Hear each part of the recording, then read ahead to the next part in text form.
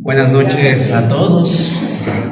Le mandamos un saludo a los que se han conectado a esta transmisión, este live, para que también podamos nosotros estar en sintonía de lo que hoy debemos aprender.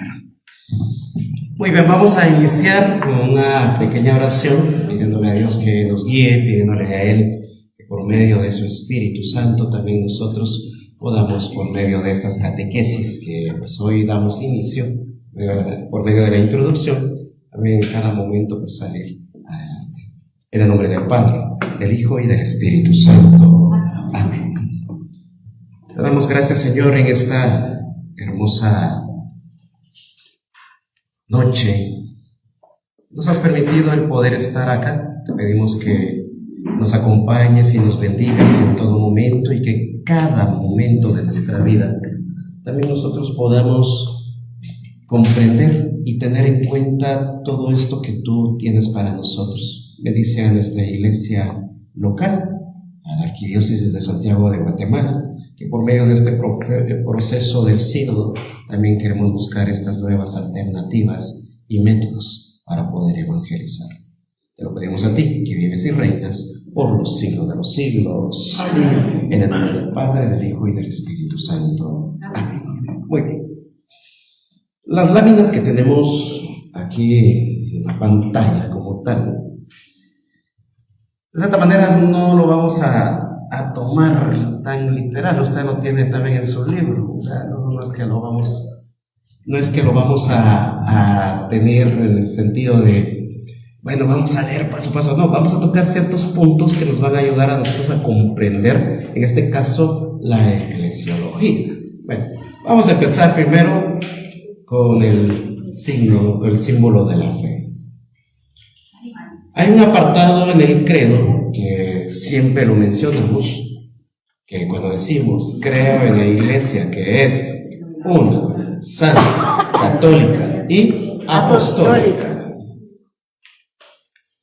Y si decimos en este caso creo en la iglesia, y ahí es donde viene también esta pregunta: ¿de dónde brotó la iglesia? ¿De dónde nosotros hemos sacado que la iglesia, por lo tanto, es, por ejemplo, es aquello al cual nosotros debemos de confiar, o cuál es la garantía de que la iglesia, por lo tanto, ahí sí es garante de la verdad como tal? Hoy vamos a descubrir todas esas cosas que nos van a ayudar a todos nosotros. Por esa misma razón, cuando decimos creo en la iglesia, con ese punto ya decimos bastante. Estamos diciendo que no solamente es una idea humana, sino que es algo divino.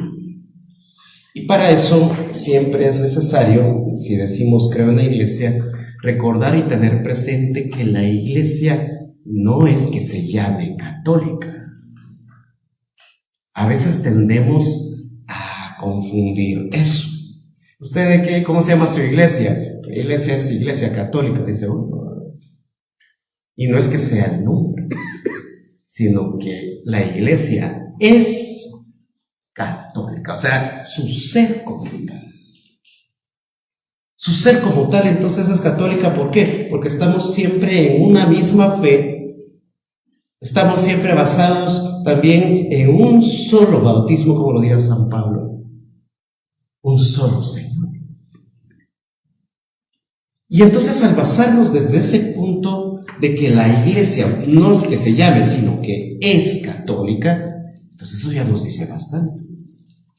Entonces, ¿cómo descubrimos nosotros que es garantía de la revelación de Dios? El Catecismo de la Iglesia Católica, en su numeral 108, dice: el cristianismo, dice, no es la religión del libro. Y uno se queda, ¿y por qué dice así que no es la religión del libro?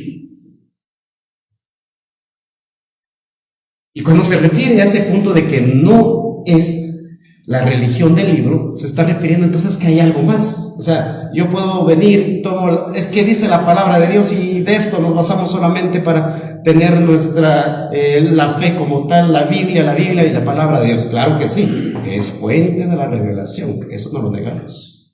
inspiración del Espíritu. Pero, entonces, por eso el catecismo dice, no es la religión del libro, sino que es de la palabra de Dios. Porque, como dice el Evangelio según San Juan, y el verbo de Dios se hizo libro. ¿Se hizo libro? ¿Qué se hizo? Entonces, se hizo carne. Entonces, el Evangelio, por lo tanto, se encarna. El Evangelio, por lo tanto, entonces, se introduce a la realidad. Y al introducirse a la realidad como tal, por eso es necesario meternos de lleno también al texto original en griego, cuando San Juan dice, y el verbo de Dios se hizo carne y puso su tienda entre nosotros. No estamos acostumbrados a decir, y puso su morada entre nosotros, no. Puso su tienda, o sea, haciendo énfasis a lo que está en el libro del Éxodo, la tienda del encuentro, donde estaba el arca de la alianza y el pueblo a su alrededor. Ya mencionamos otra palabra, pueblo. Pero entonces, si la iglesia no solamente, entonces hablemos aquí de dos puntos. La iglesia como institución, que es la garante de la revelación, pero también la iglesia como pueblo de Dios. Estos son los dos puntos de los cuales vamos a tomar hoy para tener en cuenta ello. Entonces, si el catecismo de la Iglesia Católica entonces dice que no es la religión del libro, sino de la palabra de Dios, entonces ¿de dónde brota eso? Entonces la iglesia. Por eso es importante tener en cuenta este texto bíblico de 1 de Timoteo 3:15. Donde Pablo le dice a Timoteo, mira, tenme otro poco de paciencia, ya voy a llegar. Pero mantente firme en la iglesia del Dios Altísimo, que es columna y fundamento de la verdad. Y ahí es donde uno se dice, entonces la iglesia del Dios Altísimo es columna y fundamento de la verdad. 1 de Timoteo 3:15. Muy bien, pues les decía siempre, y con esta introducción, como nos dice ahí, es necesario entonces comprender estas cosas. ¿Por qué razón? Porque a veces nos enfocamos tantos en ciertos puntos que nos olvidamos de esta realidad como tal.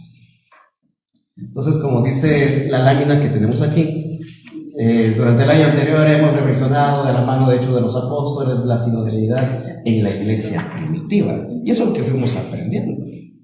Cómo la iglesia entonces, ya desde ese punto de vista, como columna y fundamento de la verdad, ha caminado por medio de los apóstoles, de la enseñanza de los apóstoles. Y entonces, al caminar en ese sentido de unidad, de comunión, como dice aquí en este texto, en general ha sido una muy buena experiencia. Del 2024 al 2025 haremos este camino de reflexión sobre la iglesia. Por eso que tocamos estos puntos iniciales, meditando en su origen, su vocación y misión. Y entonces, teniendo esto en cuenta sobre el hecho de que la iglesia, por lo tanto, tiene un origen, el origen es primeramente en el llamado de Cristo, y que en ese llamado de Cristo, por lo tanto, recibe, como dice aquí, su origen es desde Cristo y también desde aquellos primeros que recibieron el llamado como vocación, y también su misión, en este caso, por eso a una iglesia apostólica. ¿Por qué? Porque sale a evangelizar, porque son enviados. Y dentro de este mismo punto, como eclesiología, podríamos decir nosotros que está compuesto de estos elementos. Primer punto. La iglesia primitiva tenía lo que nosotros conocemos y que todavía nosotros buscamos esto, algo que se le llama koinonía, con K, koinonía. Y esta palabra koinonía, quiere decir comunión. Koinonía quiere decir comunión.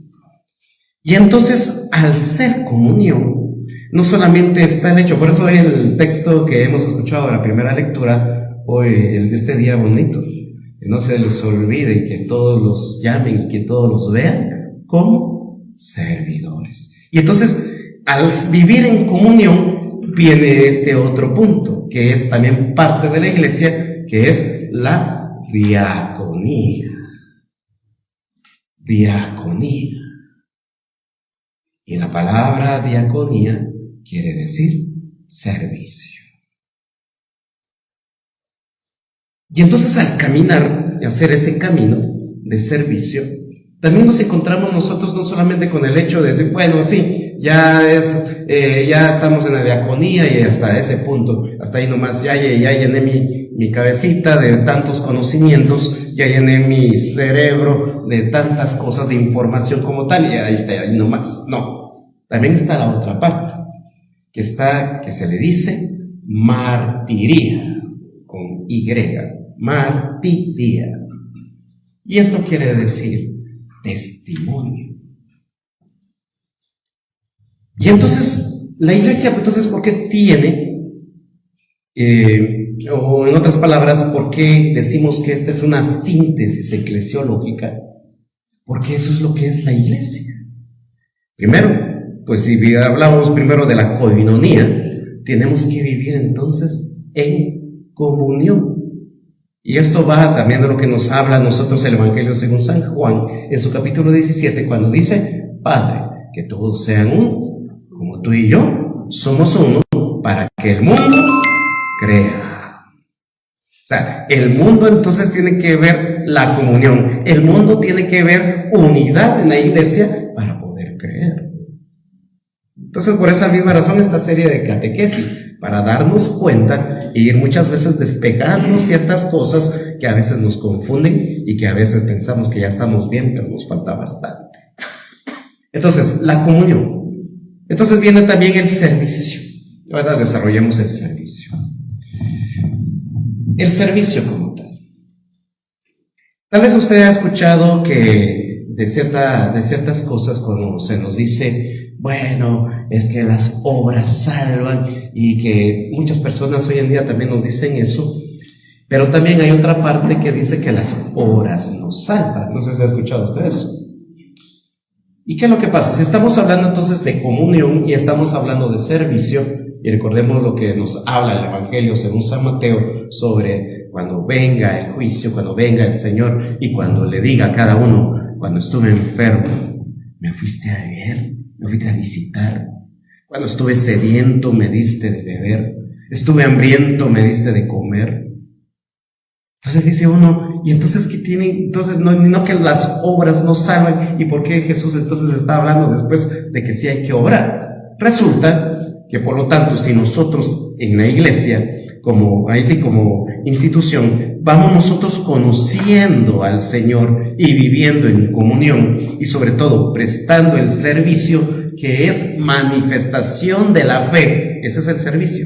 El servicio entonces es una manifestación de nuestra fe. Y entonces, al ser una manifestación de la fe, entonces ahí ya se vuelve algo equilibrado, algo que va en unión, tanto mi creer espiritual como también mi creer humano. Entonces no puedo obrar si no tengo fe. Y si no tengo fe, tampoco puedo obrar.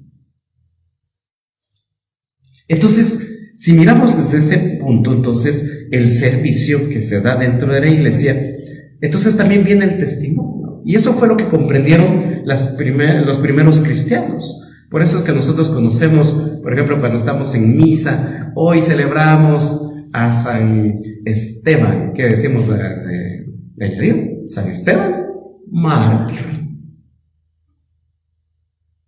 Y entonces de ahí viene esa palabra, mártir.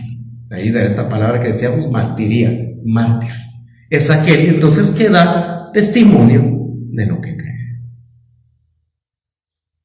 Entonces, vamos viendo estas tres cosas que nos van ayudando a nosotros a adentrarnos entonces en esos temas que nosotros hemos visto. Bueno, les digo, esto lo tenemos solo como referencia, pero de ahí vamos sacando más. Seguimos. Esto nos permitirá tener una aproximación a algunos aspectos fundamentales del misterio que es la Iglesia. Esto nos dará mejores orientaciones en desarrollar nuestra pastoral. Aquí toca otro punto. Ustedes dirán, ¿por qué el Padre saca puntos ahí de cosas que no se miran, pero se le miran? Aproximación de aspectos fundamentales del misterio que es la Iglesia. Para eso vamos a recurrir a este numeral de la Lumen Gentium del Concilio Vaticano II. El numeral 1. Cuando dice que la Iglesia es en Cristo como un sacramento o señal o instrumento de la íntima unión con Dios y de la unidad del género humano. Y aquí es entonces donde viene la pregunta para nosotros. Si estamos viendo ahora la Iglesia como misterio, entonces la Iglesia como misterio, entonces aquí nos lo da la Lumen Gentium, LG, ahí lo pueden encontrar usted en internet. Numeral 1. ¿Qué es lo que dice ahí entonces? Si la Iglesia dice en Cristo es como un sacramento, descubramos entonces qué es un sacramento.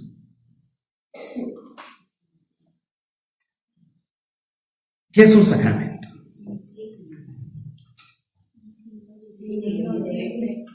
¿Qué más?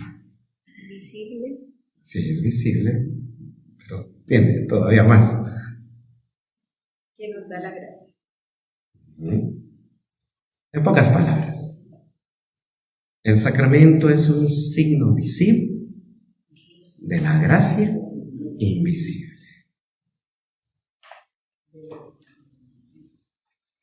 Sí, porque no podemos ver la gracia, pero sí la podemos ahí sí disfrutar el efecto que hace en nosotros. Es un signo visible de la gracia invisible de Dios. Entonces, si el sacramento entonces es un signo visible, ya lo decíamos anteriormente, la comunión, por lo tanto, nos hace ver a nosotros como sacramento ante la humanidad, ante el mundo. Y entonces ahí es donde empieza esto como misterio. La Iglesia entonces sí lo podemos ver nosotros como una institución que está jerárquicamente organizada, está el Papa, también tiene sus consultores, sus consejeros, están los cardenales, los obispos, jerárquicamente. Pero eso no quiere decir entonces que solo por ser institución entonces solo se habla de política, no, también es garante de la gracia de Dios. Por eso este numeral es esencial para este tema. Es como un sacramento de la gracia de Dios en el mundo. Entonces, teniendo esto en cuenta, podríamos decir también nosotros, si lo miramos como misterio, y como dice aquí, primero intentaremos responder a la cuestión de cómo surgió la Iglesia, ya son esto que hemos venido un poquito despejando ahora. Luego buscaremos cuáles son las principales características de la Iglesia, cosas que ya tocamos, que es comunión, que es servicio y también testimonio. Finalmente diremos algo sobre nuestra Iglesia actual en Guatemala y América Latina. Ahora le digo, esto lo tiene usted en su librito. Pasamos al otro. Entonces Dios reunió a un pueblo, el pueblo de Israel, semilla de la Iglesia. El plan de Dios va a seguir adelante a pesar de las infidelidades de Israel, del pequeño resto fiel de Israel. Dios escoge la semilla del nuevo pueblo de Dios. Ahora ya tocamos este punto como pueblo de Dios. Ya vimos toda esta parte como institución que es garante de la fe, que es garante de la revelación y que nos va a nosotros orientando ahora como pueblo de Dios. decíamos que también, recuerdo que en una reunión que tuvimos acá con los lectores, estábamos compartiendo en cierta ocasión, y decíamos que tanto al inicio de la iglesia primitiva, cuando Pedro y Pablo son arrestados, decíamos un poco ahí, que hay ciertos autores que van a decir que tanto Pedro y Pablo no podían haber sido arrestados tan fácilmente. Entonces, por ciertas cuestiones de incomodidad, y también tanto Pedro y Pablo que tal vez causaban cierta incomodidad a ciertos líderes, dicen algunos que posiblemente la misma comunidad los haya entregado. ¿Por qué? Porque como hacen esto, mejor quitémonos del camino. Y entonces el pueblo de Israel como tal, como lo decíamos y también la misma palabra nos dice a nosotros, sí, Israel es escogido como pueblo de Dios. Y escogido como pueblo de Dios, por lo tanto, está con su pueblo, camina con ellos. Por eso es que decíamos al inicio, San Juan toma del Éxodo para dar a conocer que ahora ya no es el pueblo como tal, ahora es quienes han sido redimidos por la sangre de Cristo. O sea, por el sacrificio de Cristo. Y entonces en medio de esas infidelidades como tal, entonces entramos todos nosotros. Y al entrar todos nosotros ahí sí, de todos lugares, entonces ahí es donde viene el ser de la iglesia también, que no solamente está dirigido a un solo pueblo geográficamente hablando, sino que está dirigido a toda aquella persona que acepta la fe. Si hay preguntas ahí, levanta la mano y nos dice, porque esos son aspectos que Jesús convoca a este nuevo pueblo. Jesús convoca a este nuevo pueblo para que realice el reino de Dios en el mundo. La resurrección de Jesús y el Espíritu hacen brotar este nuevo pueblo. La pregunta es aquí, ¿qué fue lo que predicaron los apóstoles? Lo que nosotros conocemos como el querigma. El anuncio de que Cristo murió, pero que también resucitó. Y entonces dentro de ese mismo caminar de la iglesia que tuvo al inicio, tal vez un poquito el fracaso de Pablo de su predicación en el Areópago fue cuando le dijeron los griegos, bueno, está muy bonito lo que estás hablando, pero mejor otro día te escuchamos. ¿Y por qué le dijeron así? Porque Pablo salta de una vez, hoy les quiero hablar de Jesús de Nazaret que resucitó. Que los griegos no conocían acerca de la resurrección, ellos creían en la reencarnación. Y entonces, al ver eso, entonces por eso fracasó. Llamémoslo así, tal vez no está bien esta palabra como fracaso, pero ¿por qué no surgió el efecto que quería, que Pablo quería que se diera ahí? Por la misma razón, porque no había desarrollado todavía, así como lo tenemos ahora nosotros. Ahora nosotros fácilmente podemos decir, creo en Jesucristo, su único Hijo, nacido del Padre de todos los hijos.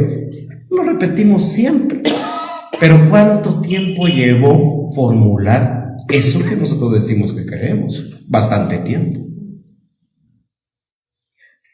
Y entonces en este tiempo como tal que nosotros estamos teniendo y que llevamos, también surgen todas estas situaciones que nos llevan a nosotros a decir, ¿hubo crisis en la iglesia primitiva? Bastante. Comunidades que quizás estaban haciendo lo que querían. Por ejemplo, San Pablo le escribe a los corintios. Y al escribirle a los corintios, ¿por qué? Porque era una comunidad mera conflictiva. Una comunidad que de cierta manera te permitía de todo. Una comunidad que no llamaban la atención de nada, la fracción del pan, o sea, la Eucaristía como conocemos hoy nosotros, ¿qué es lo que pasaba? Lo tomaban como un acto cualquiera. Ya no se le tenía respeto, ya no le tenían en sí el lugar que debía tener en la reunión de la comunidad. Ya lo tomaban como una comida cualquiera. Y entonces al ser así, San Pablo siempre está insistiendo, tienen que corregirse. Y por eso San Pablo va a ser muy duro cuando habla acerca de la Eucaristía, cuando nos va a decir, por eso aquel que va a comulgar o aquel que va a comer del cuerpo de Cristo, y aquel que va a beber del cáliz, examínese primero. Porque si come indignamente, es reo de muerte. Por eso es que hay muchos enfermos y muchos que han muerto entre ustedes, dice él. ¿Por qué? Porque se ha perdido realmente el sentido de ello. ¿Hubo conflicto hoy en día? ¿Que hay conflicto? Es que en la Biblia no habla acerca de la Virgen María. Perdón. Solamente el Evangelio como tal. Pero ¿por qué los apóstoles no hablaron acerca de la Virgen María? ¿Usted se ha puesto a pensar en eso? Y resulta que ¿por qué los apóstoles y en todas sus cartas que aparecen en el Nuevo Testamento, por qué no se habla de la Virgen María? Simplemente es porque el tema de la Virgen María en ese tiempo no era problema. Pero ya, se hablaba de ella como la bienaventurada. Por eso es que lo toman en cuenta los evangelistas. Pero no era problema el hecho de hablar de ella como tal. Eso fue hasta después. Y entonces, ¿la iglesia sí ha caminado a lo largo de la historia? Claro que sí. ¿Y sigue manteniéndose firme? Sí. Si miramos la historia de la iglesia, nosotros podríamos decir que la iglesia de cierta manera va así linealmente y de repente, un bajón. Y cuando se piensa que la iglesia se va a acabar, el Espíritu Santo es que la vuelve a levantar. Y entonces, por eso le digo, la crisis que nosotros miramos en la iglesia, tal vez en este año se ha notado mucho, eso no quiere decir que nos vamos a acabar, sino simplemente es el hecho de que nos damos cuenta que tal vez hasta nos hemos adormecido como cristianos. Y al adormecernos, ¿qué es lo que pasa? Perdemos el rumbo. Entonces, al perder el rumbo, y como lo decíamos en el texto como tal de 1 de Timoteo, si la iglesia es columna y fundamento de la verdad, como institución sí está. Como institución está eso de vivir plenamente en Cristo. La doctrina de la iglesia a nosotros nos enseña que lo en quien nosotros creemos es en Dios Padre Todopoderoso, en Jesucristo su único Hijo, en el Espíritu Santo, en la iglesia, en el perdón de los pecados, en el bautismo y también en la segunda venida del Señor, como lo decimos, en el mundo futuro. ¿Eso es lo que creemos? Claro que sí. Ahora bien, ¿lo proclamamos? Sí, pero realmente nosotros creemos en él. Como institución como tal, nos lo presenta como doctrina. ¿Y es verdadero? Claro que sí. ¿Tiene fundamento? Claro que sí. ¿Y en nosotros qué? Entonces aquí no solamente, por eso estas catequesis como tales, no solamente es el hecho de, qué bonito, sí, la iglesia es esto, no, pero también recordemos que la iglesia no solamente es la institución o las cuatro paredes, sino que la iglesia también somos todos nosotros. Por eso, sinodalidad, el caminar juntos. Sí, la iglesia nos presenta la garantía de la fe como tal. Pero también nosotros tenemos que aprender. Igual como se me acercó una vez una hermanita, era catequista. Padre, ¿qué libro me recomienda para estudiar apologética? No estudie porque más que duda va a quedarle. Y resulta que dentro de esto mismo, en fin, le digo, mire, es que no se trata solamente de tener un libro. Dígame, primero, ¿ya estudió usted toda la palabra de Dios? ¿Ya la leyó? No. ¿Ya leyó usted y estudió el catecismo de la Iglesia Católica? No. Pues eso es lo que tenía que saber. Eso es lo que usted tendría que saber para tener argumentos Y no solamente de defender la fe, la otra vez en una homilía decíamos eso, ¿verdad?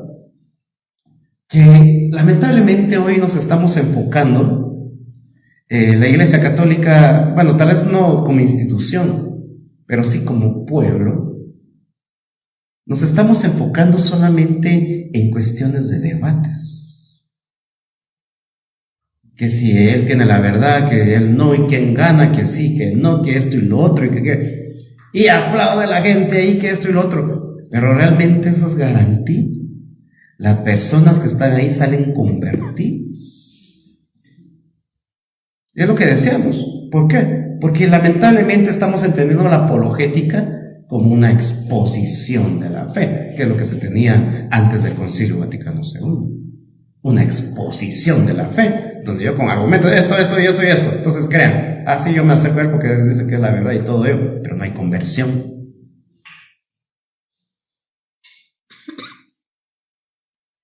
Entonces, ¿qué hace la iglesia ahora? La iglesia ya no expone la fe, la iglesia propone la fe.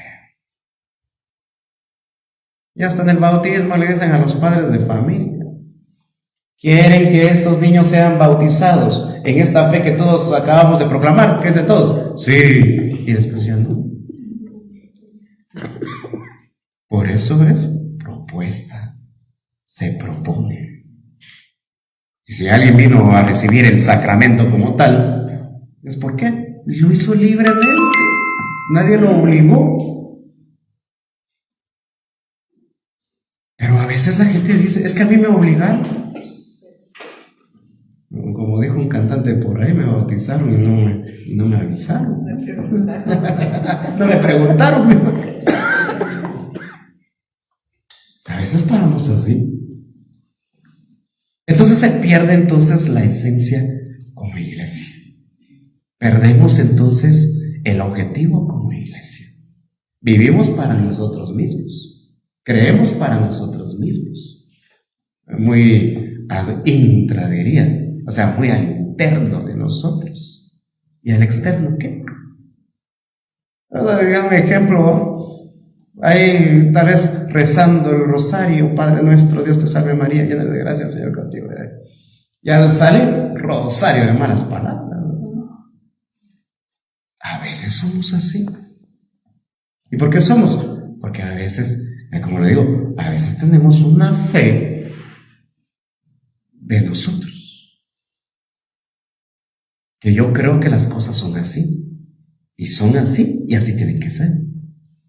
Cuando realmente lo que nos enseñan son otras cosas. Y así van apareciendo tantas cosas en la iglesia como como pueblo. Y lamentablemente eso es lo que queremos nosotros ir despejando en todo ello. Por esa misma razón, la resurrección de Jesús y el Espíritu hacen brotar este nuevo pueblo mirando con un horizonte más allá. Ya no quedarnos simplemente con lo que ya se sabía, y como dice el texto que hoy también hemos escuchado de San Lucas: para vino nuevo, odres nuevos. Y entonces ese nuevo pueblo, por lo tanto, tiene que ir renovando. Y tiene que ir renovando, pero en este caso, aquí es donde se comete también el error, y por eso quiero decirlo hoy, ya que nos están siguiendo por medio también de este en vivo. Hoy lamentablemente también se ha malinterpretado la palabra sinodalidad. ¿Y por qué se ha malinterpretado? Se ha malinterpretado también no solamente como desde la parte también jerárquica, y también como pueblo de Dios. Hemos caído también en el error de decir, bueno, toda la sinodalidad es caminar todos juntos, entonces todos hagamos lo que queramos. Es que miramos a personas presentando al Cordero, este es el Cordero de Dios en plena misa. Porque es la sinodalidad, estamos todos. No, todo tiene un orden, todo tiene una manera de ser. ¿Y cuál es la sinodalidad? Lo que decíamos en la oración: un caminar juntos para encontrar estos nuevos métodos de evangelización. Por eso es que vamos en esto. Por eso es que a veces se hacen las asambleas sinodales, para reunirnos, para ver nuestra realidad, y partiendo de esa realidad también vamos nosotros también ahí teniendo ideas de lo que Dios nos está pidiendo en este tiempo. Porque por eso, si nos damos cuenta, desde la pandemia todo cambió. Todo cambió. Ahora no es aquello de que vamos a evangelizar y vamos a tocar la puerta. Mire, estamos aquí evangelizando y queremos hablar de la palabra de Dios. Yo todavía misiones así, no sé si ustedes.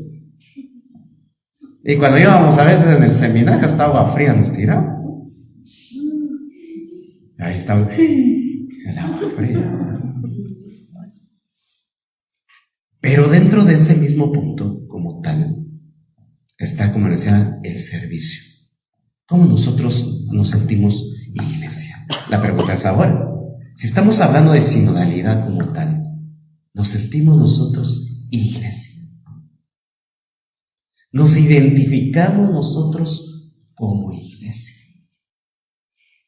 Porque también muchas veces yo puedo decir, sí, yo soy de la iglesia católica, pero puedo vivir también en un relativismo religioso. Y cuando me refiero a un relativismo religioso es que, bueno, en la mañana voy a la misa porque, sí, mi abuelita era católica y siempre me decía que tenía que ir a la misa. Y en la tarde al culto evangélico porque mi novia es evangélica.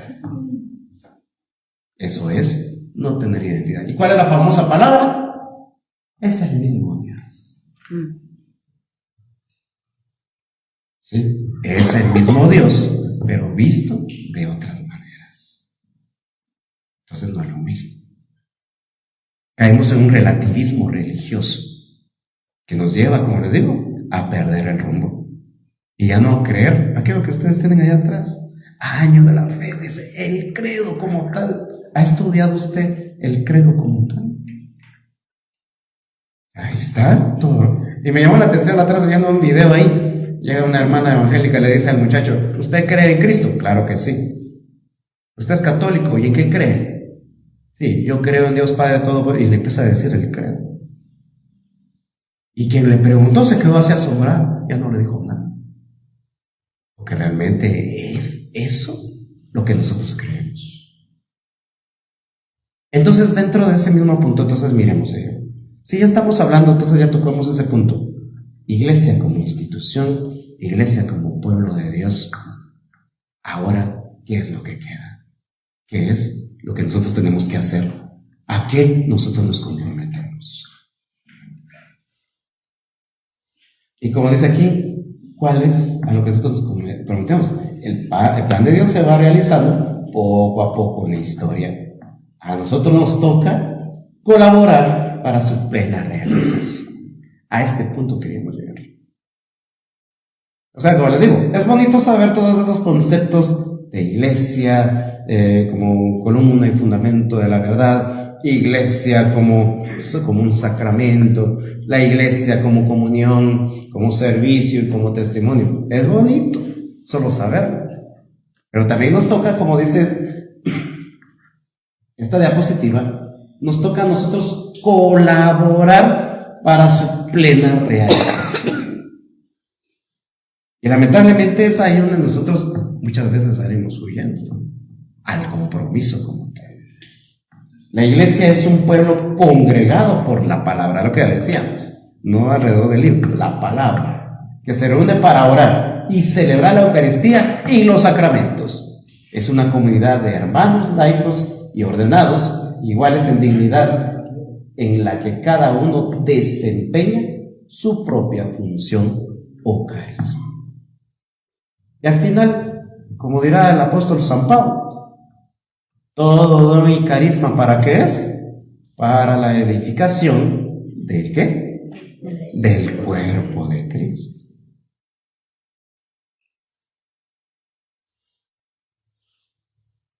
Entonces, como dice, está compuesta de, no por ser orden. En una ocasión me llamó la atención, un padre me dijo, fuimos a desayunar un grupo de padres, y el padre se acerca conmigo y me dice el padre, mira, lamentablemente muchas veces pensamos por el hecho de ser sacerdotes somos nosotros más realmente somos menos. Tiene razón. Tiene razón. ¿Por qué? Porque realmente si estamos hablando de servicio, por eso Jesús hace la comparación. ¿Quién es mayor? ¿El que se sienta a la mesa o el que sirve? ¿Y qué le responden a Jesús? El que se sienta a la mesa. Y cuando celebramos una Eucaristía, ¿quiénes son los que se sientan a la mesa? El pueblo de Dios.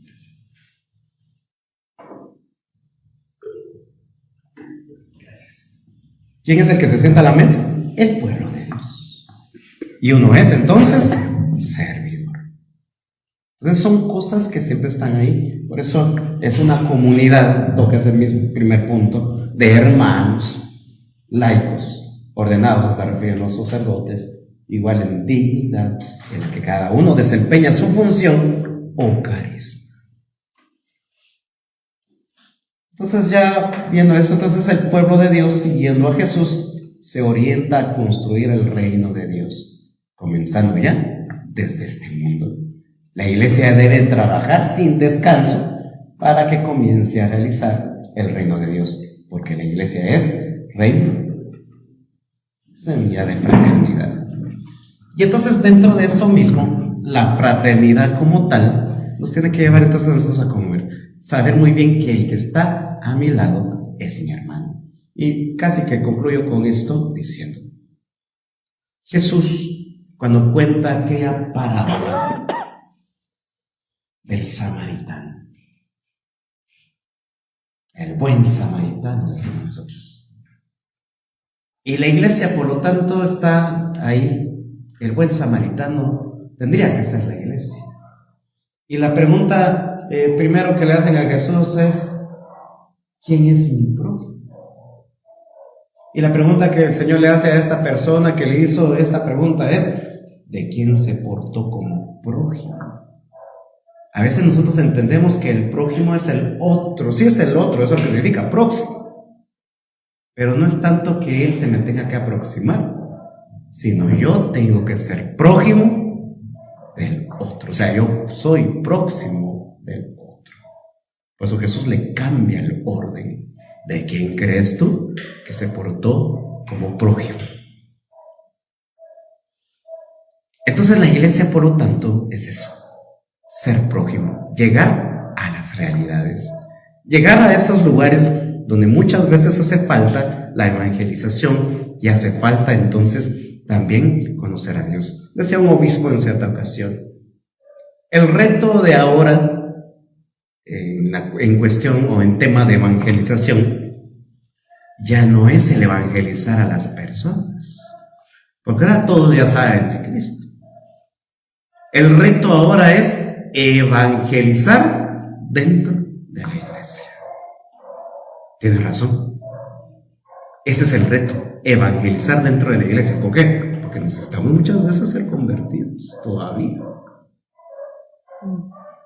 Como dice aquel, ¿y usted qué es?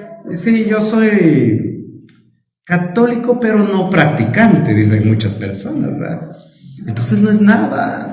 No existe católico que no practique y católico practicante. Católico es católico y por lo tanto, si pertenece a la iglesia, persevera. No es aquel católico no practicante, eso no existe. Entonces, si hemos despejado todas estas cosas, es para que nosotros tengamos en cuenta, porque nos vamos a encontrar con ciertos conceptos y ciertas ideas en este folleto muy bonito que nos va a nosotros orientando y que vamos a estar acompañando durante estos viernes también estos temas que nos van a ir a nosotros orientando. Entonces, dejo ahorita este tiempo por si hay algún comentario, alguna pregunta, para que usted lo pueda hacer, ya que estamos acá.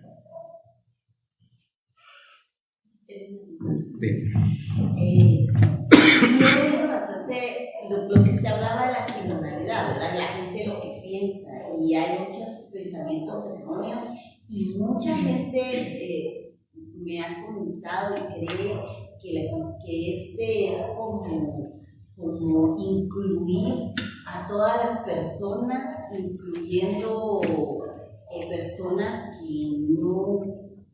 no deberían de pertenecer, o sea, a la iglesia, ¿verdad? O sea, es como un poco de temor también a que la inclusión, ¿verdad? Entonces no sé qué me da esa duda y me gustaría que tal vez me lo aclarara, porque a veces uno no sabe qué decir, ¿verdad? ¿Verdad? Porque se ha visto como, incluso en redes, como dice usted, y en todo, se ha oído ese tema de peligro, de que es así la cosa, o que la iglesia está en un momento de sismo, o sea, eso es como una cuestión ahí difícil. Sí, muy bien. Resulta que a nosotros nos han metido la idea que, bueno, este punto que voy a tocar ahorita, hasta nos van a censurar el video, este punto como tal que a veces nos dicen, hombre y mujer son iguales. Realmente si lo hablamos desde la biología como tal, no es así, son distintos. Y aquí mencionaba una palabra que era acerca de la igualdad en dignidad. Eso sí. Y entonces, hablando de la dignidad como tal, y aún, por eso les digo, el Catecismo de la Iglesia Católica, por ahí sí, por medio de su magisterio como tal, enseña acerca de este tema como tal, que son aceptados, pero con aquella condición del cambio. O sea, ¿en la iglesia son aceptadas este tipo de personas? Claro que sí, el catecismo lo enseña. Sí, son aceptados porque son personas, tienen la dignidad de hijos de Dios, son personas, son humanos. Pero entonces, ¿a qué orienta la iglesia? A ayudarles a ir superando todas estas cosas. O sea, ¿existe eso dentro del catecismo? Claro que sí, existe, ahí lo dice. Pero lamentablemente, como decía usted, tocaba ese punto, lamentablemente hay extremos que van a decir, bueno, entonces ahora también nosotros metámonos a hacer lo mismo que ellos hacen. ¿Y por qué se dice eso? Porque también, aún dentro de la misma iglesia, podemos nosotros escuchar estas palabras que dicen, bueno, ¿por qué la iglesia no se actualiza? ¿Por qué la iglesia no se adapta al mundo actual? Y esa es la respuesta. La respuesta es, la iglesia no se tiene que adaptar al mundo. Es el mundo que se tiene que adaptar a ella. ¿Por qué? Porque es garante de la verdad, garante de la revelación, garante de la dignidad del ser humano. Y cuando nos referimos a esta garantía como tal, la iglesia vela por la integridad del ser humano. Entonces, si está pecado, entonces pidamos por su alma y ya estuvo. No es así. Sino también es necesario también, en este caso también, si estamos hablando de la integridad, estamos refiriéndonos a lo espiritual como tal y también lo humano. ¿Por qué creen ustedes que la iglesia siempre va a levantar la voz ante las injusticias, ante todas estas cuestiones de corrupción que lamentablemente aquí llevan a una pobreza total de la población y no se hace justicia? ¿Y qué es lo que pasa? La iglesia tiene que levantar la voz, pero a nadie le gusta. ¿Por qué? Porque toca lo humano. No, yo soy espiritual. No, también lo humano. Entonces es una evangelización, podríamos decir, íntegra. Y lamentablemente, como le digo, los extremos son los que han venido a afectar mucho. Hay un extremo muy conservador y un extremo modernista. Y entonces, ¿qué pasa? Hay un poco de conflicto, que hay unos padres que sí, que dicen que esto y que lo otro, y que no, que esto y lo otro. Y ha existido bastante. Igual como pasó con este predicador que era protestante, que ahora dice, se alejó de la iglesia católica romana. No, ¿cómo va a hacer eso? No se puede. Pero sigo siendo católico. No, eso no se puede. Entonces, por eso digo, sí es ese punto como tal, pero nosotros entonces ¿a qué tenemos que recurrir? Tenemos que recurrir a aquello que les dije, lo que aparece ahí como parte de lo que nosotros creemos, nuestro credo como tal. Y el credo como tal nos va enseñando a nosotros también esas partes, lo espiritual y lo humano. Y el catecismo de la Iglesia Católica, eso va. No solamente es el hecho de, bueno, lo espiritual, sagradas escrituras y aquí, y del humano yo me olvido. No, está ahí siempre latente. La Iglesia siempre va a velar por el hombre íntegro, espiritual. O sea, padre, la sinodalidad siempre ha existido en la Iglesia. Este es como un refresh de lo que siempre ha existido en la Iglesia. Claro que sí, siempre ha existido, siempre ha estado. Y como le digo, no es para que nosotros digamos, entonces todos se vamos a entrar. No, cada quien tiene su servicio, cada quien tiene su carisma, cada quien tiene un don. Por eso ahora aquí hablaba de la vocación. Cada quien fue llamado a algo específico. Y al ser llamado a algo específico, ¿qué es lo que pasa? Cada quien va a servir desde ese punto de vista. Como decía ahí, laicos y sacerdote, el ordenado, decía ahí, el sacerdote se dedica al culto como tal a Dios. El laico también en su evangelización. Cada quien tiene su punto. Y por eso decía, hay diversidad de dones y carismas, pero con un solo fin, que decíamos, la edificación del cuerpo de Cristo. Que es a eso lo que tenía que apuntar todo lo que estos temas que hemos venido hablando de la sinodalidad tiene que llevar a eso, a la edificación de la iglesia. No a partir y a dividir criterios y ideas, no. Sí, como digo, el camino podemos decirlo así, es un camino fácil, es sentarnos y a la luz de la palabra y también inspirados por el Espíritu, decir, esto es lo que está aconteciendo en nuestra realidad y esto es lo que tenemos que hacer. Es eso lo que buscamos por la sinodalidad. Esto es lo que está aconteciendo, esto es lo que tenemos y esto es lo que tenemos que hacer. O sea, en otras palabras, ¿ves? Un plan de trabajo. Eso es lo que queremos. ¿Algo más?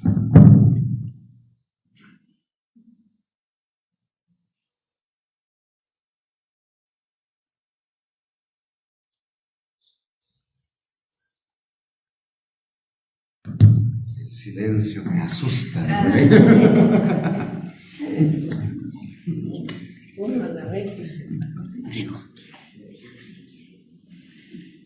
Muy bien, ahí están escribiendo. Vamos a ver qué es lo que nos escriben aquí.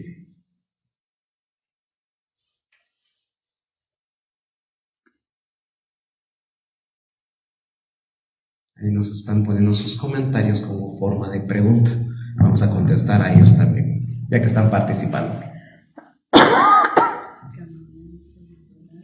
No.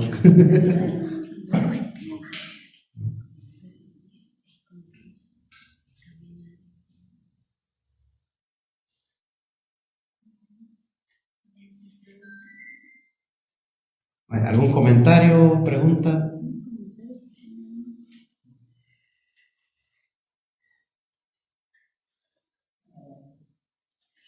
¿Les pareció? Gracias.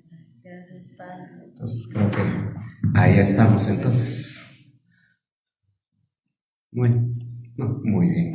Entonces, muy bien. Entonces los invitamos también para la próxima semana, siempre a la misma hora. Hoy me retrasé un poco que tenía Eucaristía ya en Panorama, en la sede parroquial. Entonces fueron 7 minutos más o menos y un poquito el tráfico que me retrasó, pero aquí estamos. Entonces los invitamos siempre por este mismo canal, a la misma hora, a las 7 de la noche, a la misma hora, y los invitamos para adentrarnos ya al tema número 1 de este folleto que estamos teniendo. Como les digo, la catequesis como tal nos lleva a nosotros a encontrarnos, es ya como ya masticado el tema y nosotros ya los tenemos. Por si alguien necesita folleto, pues ¿cuántos tenía aquí? traía 6. Si alguien más necesita, por favor, hacerlo comunicar en oficina parroquial para poderlo entregar y poderlos tener. Entonces siempre nos avisan y siempre nos dicen para poderlos tomar en cuenta. Entonces vamos a finalizar con nuestra oración, la oración del sínodo que está detrás del folleto. Nos ponemos de pie. En nombre del Padre y del Santo. Amén. Padre misericordioso, concédenos la gracia de caminar juntos, que el Espíritu Santo nos ilumine en el segundo sínodo de la Arquidiócesis de Santiago de Guatemala. Ayúdanos a vivir y a anunciar el Evangelio de tu Hijo, que la escucha y el diálogo en comunidad nos acerquen como iglesia samaritana y a la realidad que hoy vivimos en esta porción del pueblo de Dios. Que Nuestra Señora de la Asunción, doce de la palabra, interceda para que este sínodo nos lleve a nuestro encuentro con Cristo y con nuestros hermanos más necesitados. Te lo pedimos por Jesucristo nuestro Señor. Amén. Caminemos juntos viviendo y anunciando el Evangelio. El Señor esté con ustedes. Y la bendición de Dios Todopoderoso, Padre, Hijo y Espíritu Santo, descienda sobre ustedes y los acompañe siempre. Amén. Que pasen buena noche a todos.